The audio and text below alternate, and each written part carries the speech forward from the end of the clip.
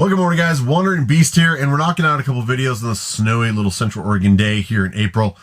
And one of the products I've been meaning to bring to light is something I put on before our big California almost Baja trip. And it's actually turned out to be one of the best things I have on the bus as far as I use it constantly. And that is, as the title says, it's the WOLF G900. Now, I previously had already put a Rearview camera on the bus. I think I had that on there since I first put the stereo in, which was one of the first things I did, 5 years ago. And it was great. It still works perfectly, and I've got it on a switch so I can turn it on. I can see behind me, but it never really served as a rear view mirror. I have it pointed down so that I can see directly behind the bus. So in parking spots or anything, I can see what I'm backing up to. If I'm turning around on a trail, I can try not to hit a branch, which I actually just did yesterday. The branch was at the top of the bus level, and I was looking down, make sure I wasn't hitting the stump, and then, of course, missed a branch that was up top. So nothing's perfect. But that pile camera still works with my stereo. However, it never really acted as a rearview mirror. The other thing I wanted with such a large road trip with the intentions of going to Disneyland, California, on to Baja, we're talking about multiple thousands of miles. I wanted to have some sort of a DVR, some way of recording accidents or things that happened. So I wanted a front facing and a rear facing. Truthfully, I really wanted one facing inside also, but we'll get to that. And so all the research I've done, and I've constantly sort of bugged a few of the other van builder guys that I talk to, because oftentimes guys will put this in their system builds as well. The Wolf keeps coming up again and again and again. So the Wolf G900, I think, is their newest. Again, this is probably over a year old now, so maybe there is a newer version. I'll try to put links down below. Now, I'll do my best to kind of insert some of the video clips that I pulled off of the SD card. Just covering all the bases, this does have like a G-Shock thing. It knows when you're in an accident. It knows if somebody's trying to break into your vehicle, sort of.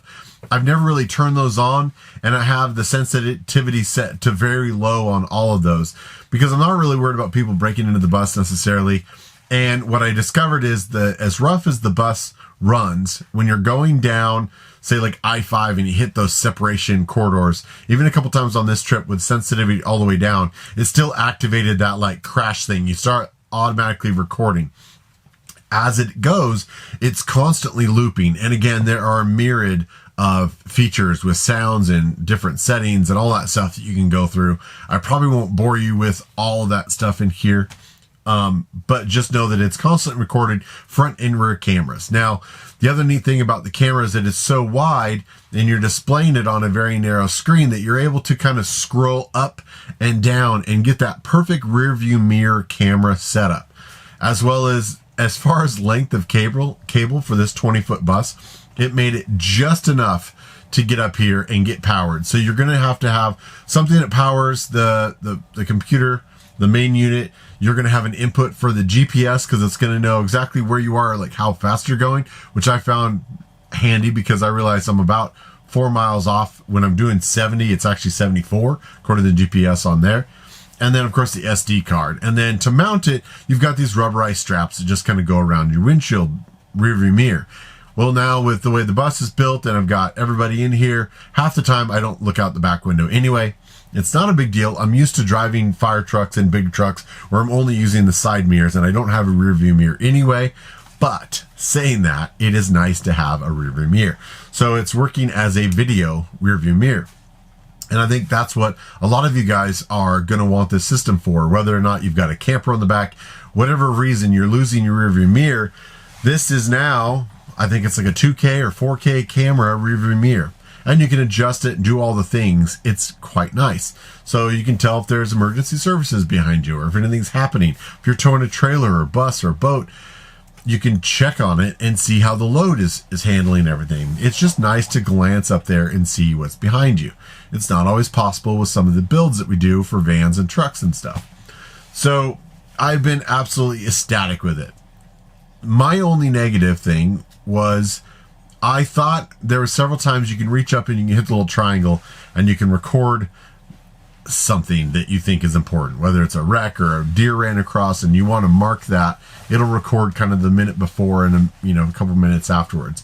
Well, when I got home, I immediately didn't look at the SD card, so I don't know if it got slightly overwritten, but there wasn't as many of those clips on that SD card as I thought there might be or should be. So I thought I was recording traffic coming through California and I only got a couple of photos, things like that. So I think that was mostly my fault for not checking the SD card, and maybe it just constantly overwrote the whole thing. But a lot of the emergency ones it sets aside in a separate folder, and that's mostly what you're seeing as I'm putting in clips of behind me. The other day I was out wandering around and I came across this very deep snow patch. I wasn't sure I was going to make it through, and of course it also records sound. So in that video, if I had the sound on there, you would hear the podcast that I had playing or whatever it is. So you can kind of see some funny ones. I did miss my wife slipping and falling in the mud in front of the truck. I thought I recorded that. That didn't happen. So as far as the quality and everything it does it amazingly. And I couldn't ask for anything better. I think it is really a terrific system. I highly recommend it. Again, with the clips that I'm putting in, maybe you can kind of see the quality of what you're looking at and all the settings and all the little things and the minutiae that you can get into the, the quirks of it. Honestly, most of the time, I like having a button on the bottom that I can just turn it off when I'm away from the truck. I can leave it on. People can look in there and see, oh, there's something recording. Maybe they think it's recording the inside as well. And again, as I said at the beginning, honestly, I wish it had some sort of a rear-facing camera that was built into the head unit so that you're getting the front road, you're getting internal view, and then the rear view camera can be the backup outside. And maybe in the future they will. They've made several iterations over the years. I'm sure they've not stopped innovating. And again, I'll probably jump on Amazon and see if I can find a link for this unit, and they probably have a newer one because this one's been out for over a year, I'm sure. But very happy with the G900. Highly recommend it. Let me know if you guys have any questions. Let me know what you're running. If you've taken a look at this and you're like, nope, this system is way better. Well, why don't you put it in the comments below so everyone can find out what you're running and what's better than the Wolf. I think through all of my research, this G900 ticks all the boxes except for the inside camera. Thanks for watching, guys. Wander Beast signing off. We'll see you down the road.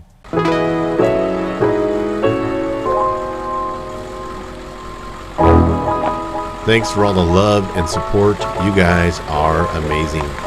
Please like, share, and subscribe. Follow the adventure on social media, and we'll see you on the road.